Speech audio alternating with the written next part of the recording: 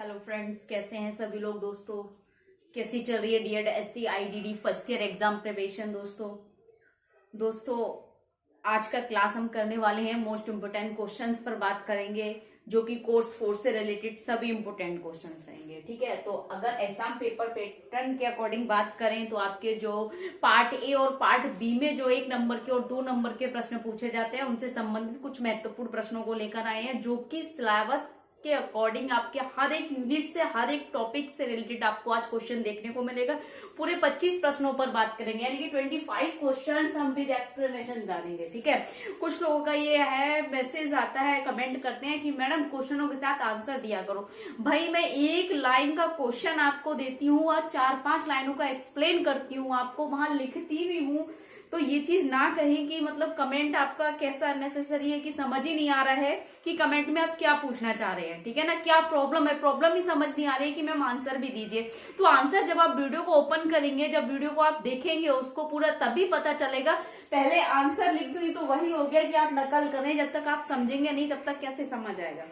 ठीक है ना, तो इसलिए आप पहले वीडियो को पूरा खोले, देखे उसमें। ठीक है, हर क्वेश्चन को मैं एक्सप्लेन करती हूँ, ऐसा नहीं कि क्वेश्चन पढ़ा आंसर दे दिया, क्वेश्चन पढ़ा आंसर दे दिया। हर क्वेश्चन का एक्सप्लेनेशन किया है मैंने। अब तक की जितनी वीडियोस हो गई, मतलब समझ लीजिए सभी वीडियोस में मैंने हर क्वेश्चन को एक्सप्लेन करती हूँ, हर टॉपिक को एक्सप्लेन करती हूँ। मैं आपको क्लास में केवल कॉन्सेप्ट क्लियर कर सकती हूँ आपका। ठीक है, बहुत बड़ा एक्सप्लेनेशन नहीं दे सकती। आप समझ रहे हैं, आप सोच रहे हैं कि 250 शब्दों का एक्सप्लेनेशन आपको मिल जाए, इस बोर्ड पे लिखा हुआ नहीं मिल सकता। बोल सकती हूँ, समझा सकती हूँ। तो आप समझ रहे हैं, तो आप क्लास को पूरा अटेंड कीजिए। ठीक है, तब आपको समझ आएगा। 2 सेकंड की या 5 सेकंड की या 20 सेकंड की वीडियो आप ओपन कर रहे हैं, उसमें आपको आंसर मिल जाए, ऐसा नहीं होगा। आप देखिए उसको, तब आपको पता चलेगा। 5-10 सेकंड आप वीडियो को देखेंगे, उसके बाद समझ आएगा कि क्या है। ठीक है, तो सॉरी टाइम दिया दोस्तों बाकी का। अच्छा, अब हम स्टार्ट करते हैं। क्लास रहेगा हमारा DEd SC IDD first year exam preparation से। ठीक है ना, तो उसमें करेंगे most important questions for exam course 4 से, यानी कि कोर्स 4 के लिए हम मोस्ट इंपोर्टेंट क्वेश्चंस करने वाले हैं। ठीक है, पार्ट ए और पार्ट बी से रिलेटेड। स्टार्ट करते हैं। क्वेश्चन नंबर फर्स्ट देखिए आज का। शैक्षिक परिस्थितियों के मनोवैज्ञानिक पक्षों का अध्ययन करना क्या कहलाता है, यानी कि शैक्षिक परिस्थितियों का, आप समझ रहे हैं, शैक्षिक परिस्थितियों का अध्ययन करना क्या कहलाता है, पक्षों का या पहलुओं का। पक्षों का अर्थ होता है पहलुओं का, मतलब शैक्षिक परिस्थितियों किसके आ जाए। शैक्षिक परिस्थितियां किससे संबंधित होती है, किसी व्यक्ति से, किसी छात्र से, या हम कह सकते हैं किसी छात्र की शैक्षिक परिस्थितियों का मनोवैज्ञानिक पक्षों का अध्ययन करना क्या कहलाता है, तो वह क्या कहलाता है, शैक्षिक मनोविज्ञान कहलाता है। अब प्रश्न आपको आएगा, शैक्षिक मनोविज्ञान को परिभाषित कीजिए। 2 नंबर में प्रश्न आपको परिभाषा पूछेगा, तो आपको पता होना चाहिए शैक्षिक परिस्थिति के मनोवैज्ञानिक पक्षों का अध्ययन करना ही शैक्षिक मनोविज्ञान कहलाता है।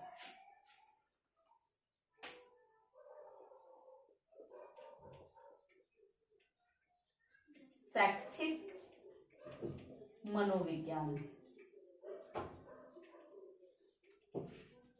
ठीक। नेक्स्ट देखिए, शैक्षिक मनोविज्ञान शैक्षिक विकास का एक व्यवस्थित अध्ययन है, यानी कि शैक्षिक मनोविज्ञान को कहा गया है कि शैक्षिक मनोविज्ञान जो है शैक्षिक विकास का एक व्यवस्थित अध्ययन है, जिसमें क्या है, शैक्षिक मनोविज्ञान में शैक्षिक विकास के लिए व्यवस्थित अध्ययन किया जाता है। यह कथन किसके द्वारा दिया गया है, ये किसका कथन है, ये परिभाषा किसने दी है, तो ये परिभाषा दी है J.M. स्टीफन ने। J.M. स्टीफन, ठीक है, क्योंकि परिभाषा आपको कभी आ सकता है कि J.S. स्टीफन के द्वारा, J.S. स्टीफन के अनुसार शैक्षिक मनोविज्ञान को परिभाषित कीजिए। ज्यादातर स्टीफन की परिभाषा पूछी गई है अब तक एग्जाम में, इसलिए मैंने आपको ये करा दी। ठीक है, नेक्स्ट क्वेश्चन देखिए, शिक्षा मनोविज्ञान के जनक कौन है। शिक्षा मनोविज्ञान के जनक है एडवर्ड थॉर्नडाइक। एडवर्ड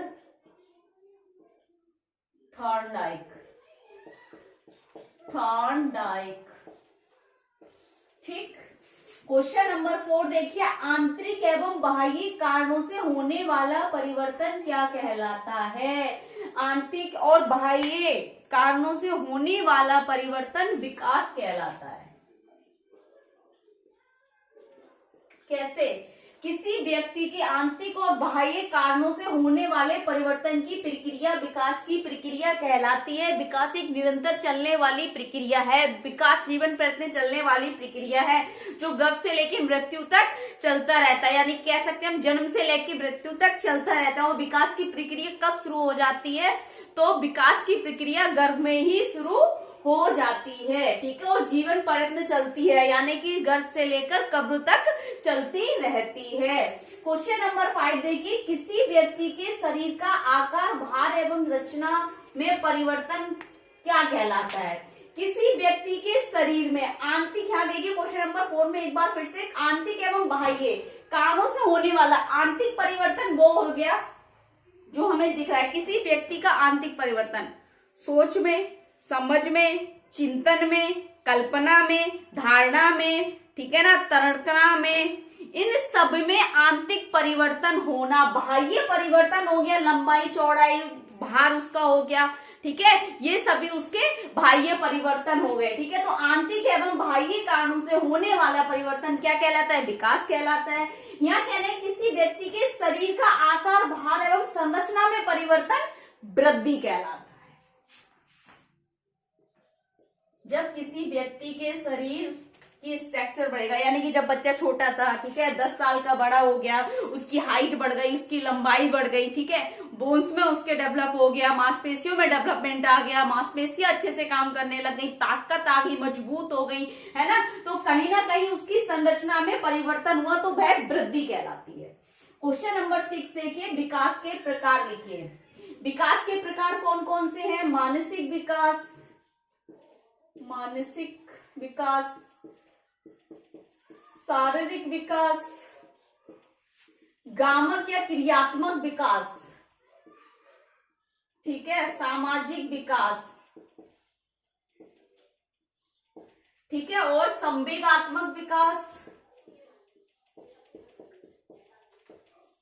और भाषा विकास।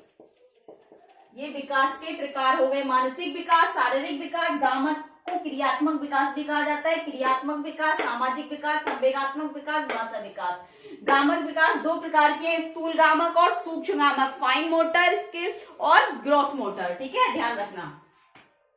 क्वेश्चन नंबर 7 देखिए, विकास के क्षेत्र। ये दोनों क्वेश्चन सेम होते हैं, लेकिन कुछ लोग गलती करके आ जाते हैं। विकास क्षेत्र में विकास के प्रकार लिखाते हैं, विकास के प्रकार में विकास के क्षेत्र लिख देते हैं। इसलिए मैंने पास में आपको करा रही हूं ताकि आपको क्लैरिफाई हो जाए और आप गलत करके ना आए। 2 नंबर का प्रश्न इतना इजी प्रश्न होगा और आप गलत करके आ जाए, ठीक है। तो कौन कौन से विकास के क्षेत्र? शारीरिक, ठीक है, संज्ञानात्मक, सामाजिक, संवेगात्मक, ठीक। क्वेश्चन नंबर 8 देखिए, थॉर्नडाइक के अनुसार बुद्धि के प्रकार लिखिए। तो थॉर्नडाइक के अनुसार कौन सी? मूर्त, अमूर्त और सामाजिक। मूर्त बुद्धि, अमूर्त बुद्धि और सामाजिक बुद्धि। देखिए, मूर्त बुद्धि किन में पाई जाती है? हमारे कारपेंटर हो गए, आर्टिस्ट हो गए हमारे, ठीक है, इंजीनियर्स हो गए हमारे।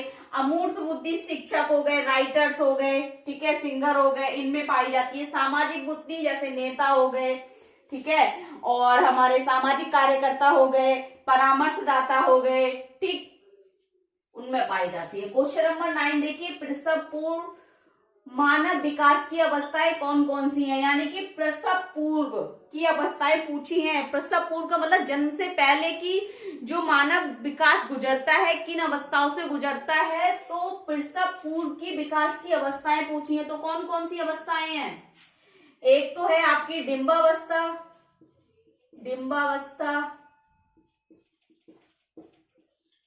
ठीक है, दूसरी है पिंडावस्था, ठीक है, और है भ्रूणावस्था, ठीक है। जिसमें ये होती है 0 से 2 सप्ताह तक, 2 से 5 सप्ताह तक, और ये भ्रूणावस्था होती है 2 सप्ताह से जन्म तक।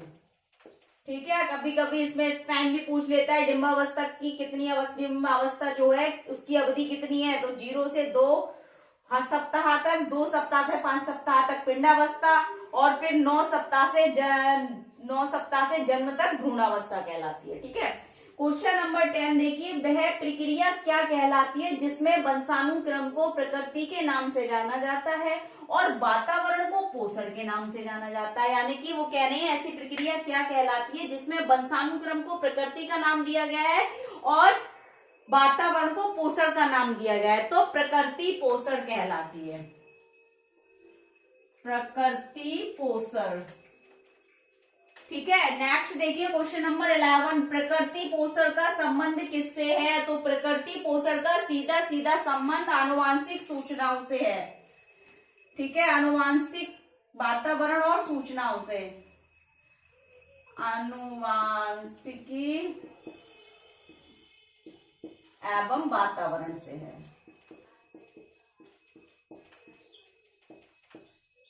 ठीक, क्वेश्चन नंबर 12 देखिए, भ्रूणावस्था से जन्म तक की अवस्था क्या कहलाती है, यानी कि भ्रूणावस्था हमारी 9 सप्ताह से जन्म तक की अवस्था क्या कहलाती है।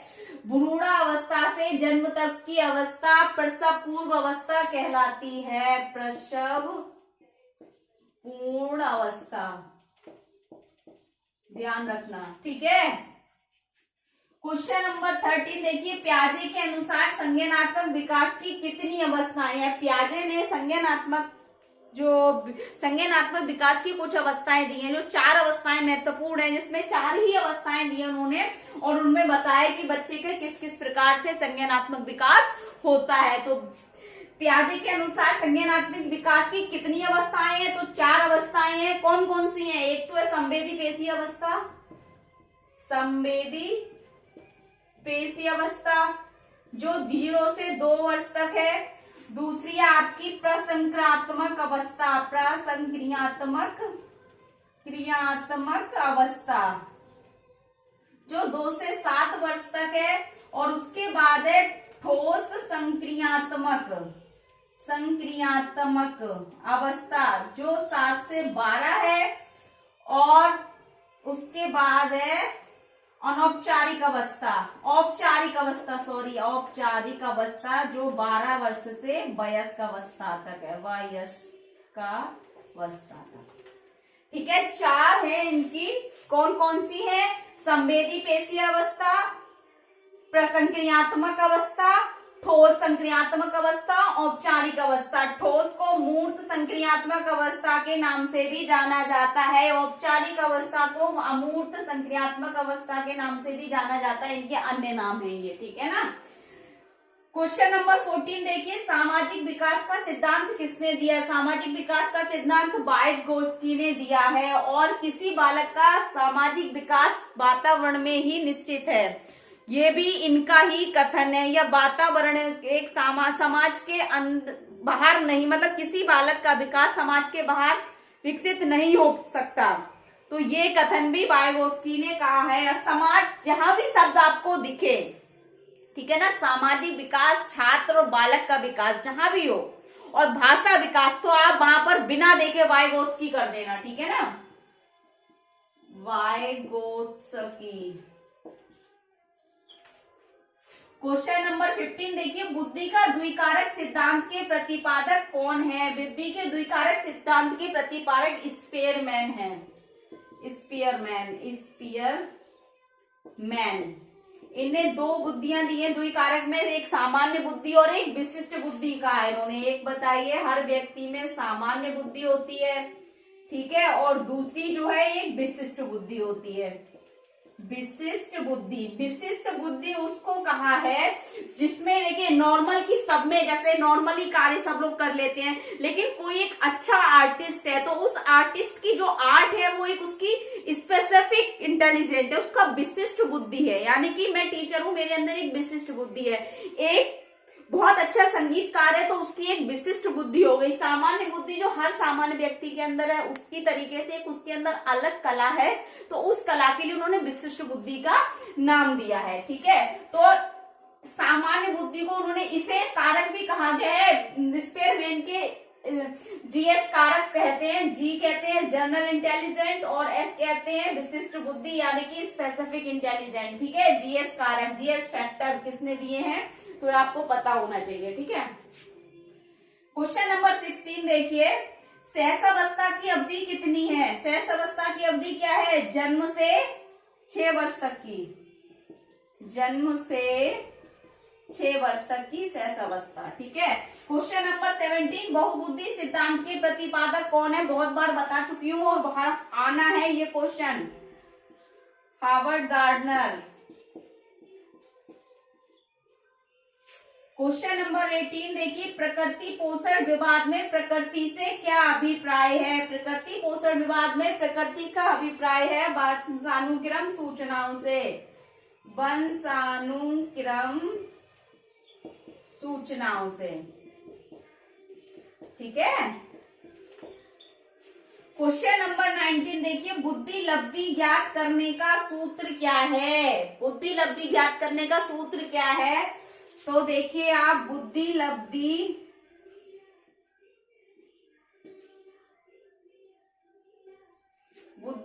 यानी कि आईक्यू बराबर